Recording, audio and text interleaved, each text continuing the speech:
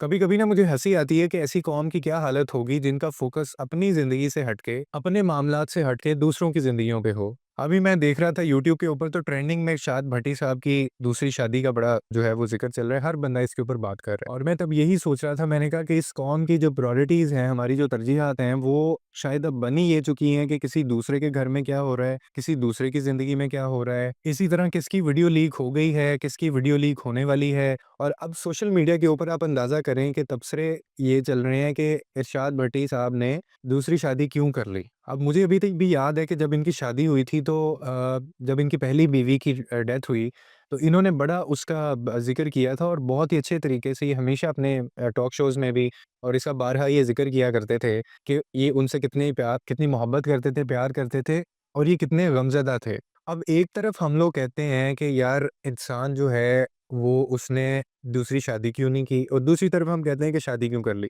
मतलब किसी हालत में हम जो पाकिस्तानी कौम है वो किसी को हम जीने नहीं देते। अब उन्होंने शादी कर ली है और उनका हक भी था, वो बिल्कुल कर सकते थे। मैं क्यों इस चीज़ पे बात कर रहा हूँ, मैं इसलिए बात कर रहा हूँ कि बिस्मिल ड्रामा चला था तो उसपे बड़ी क्रिटिक्स हुए थे।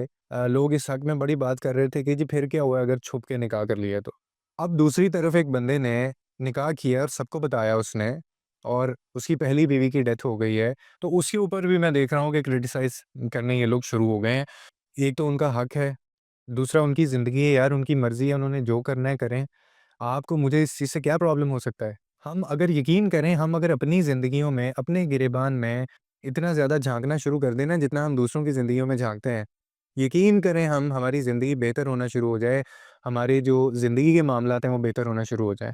हमारा सबसे बड़ा प्रॉब्लम ये है कि मुझे ये पता हो, मतलब मैं ये हमेशा इसी टो में रहता हूँ कि यार मेरे साथ वाले के घर में क्या हो रहा है, मेरे साथ वाले के मामलात कैसे चल रहे हैं और वो बंदा खुश है या नहीं है। उसने शादी की है या नहीं की है, किसका वीडियो क्लिप वायरल हुआ है, किसका जो टोटा है वो लीक हो गया है, मुझे कहाँ से मिलेगा।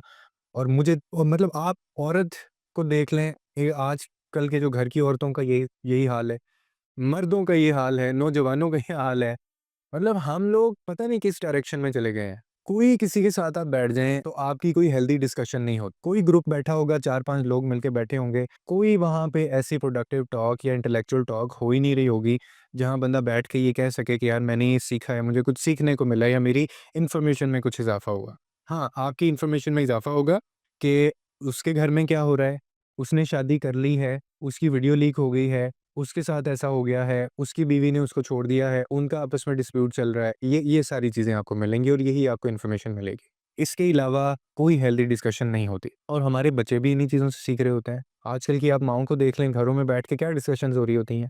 दूसरे घरों में फ़ोन पे क्या डिस्कशंस हो रही होती हैं, दूसरी औरतों के साथ यही बातें हो रही होती हैं। अगर कोई नौजवान है, कोई मर्द है, तो वो बाहर बैठ के वो ये बातें कर रहा है। ग्रुप्स के अंदर ये बातें हो रही होती हैं, व्हाट्सएप चैट्स के अंदर ये बातें हो रही होती हैं। मतलब हमने अपना बिल्कुल फ़ोकस हटा के और फिर हम लोग कहते हैं कि यार पता नहीं लाइफ़ ऐसी क्यों हो गई है, हम ज़िंदगी में आगे नहीं बढ़ पा रहे हैं या ज़िंदगी हमें उस तरह से जिस तरह एन्जॉय करनी चाहिए हम नहीं कर रहे हैं, डिप्रेशन इतना हो गया, एंग्ज़ायटी क्यों इतनी हो गई है। दूसरों के मसलों में घुस-घुस के आपको एंग्ज़ायटी नहीं होगी तो और क्या होगा? हमें ये समझ ही नहीं आया कि ये चीज़ें हमें कितना डिस्टर्ब करती हैं, इफ़ेक्ट करती हैं।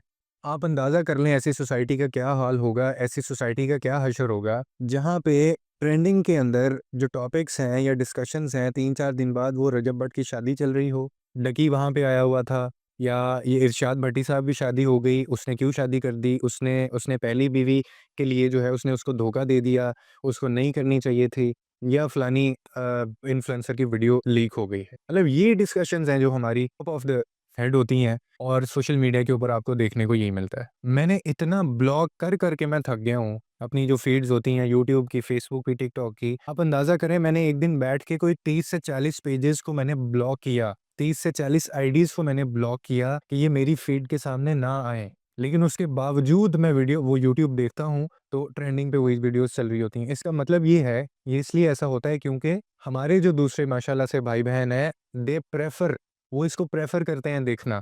वो ऐसी वीडियोज़ को एन्जॉय करते हैं और यूट्यूब को भी पता है यार इधर यही चलता है और मैं यही लोगों को दिखाऊँगा। यूट्यूब रिकमेंडेशंस में वही आगे चीज़ें आपको दिखाता है ना, जो ट्रेंडिंग में वो जो चल रही होती हैं। तो ये हमारी सोसाइटी का हाल हो गया है और हम अपने बच्चों को क्या सिखाएँ मुझे बताएँ? एक बंदा और फिर वो हरकतें मतलब आगे वो जिस तरह की करते हैं, फिर उसको ये जस्टिफ़ाई करते हैं कि जी हम पैसे भी देते हैं, हम लोगों की मदद भी करते हैं, वो एक अलग चीज़ है। आप जो मुआशरा तबाह कर रहे हैं, आप जो एक गलत रिचुअल्स आप पैदा कर रहे हैं, आप जो एक लोगों को इंप्रेशन दे रहे हैं, जिसकी वजह से हज़ारों लोग अपने मकसद से हट रहे हैं, अपनी डायरेक्शन से हट रहे हैं, पढ़ाई छोड़ रहे हैं, किताबें फेंक रहे हैं, पैसा कमाने की तरफ आ रहे हैं सिर्फ़। आपने बिज़नेस मॉडल बना लिया इस चीज़ को। और आप कहते हैं आपने कोई खराबी इसमें मुआशरे में कोई सोसाइटी में खराबी नहीं आपकी वजह से आई। लेकिन एक फैक्ट और भी है, मैं हमेशा ये सोचता हूँ, अब मैं थोड़ा इन पे से ज़ोर हटा के ना, अब मैं मुझे भी ये महसूस होता है कि हमारी ही गलती है।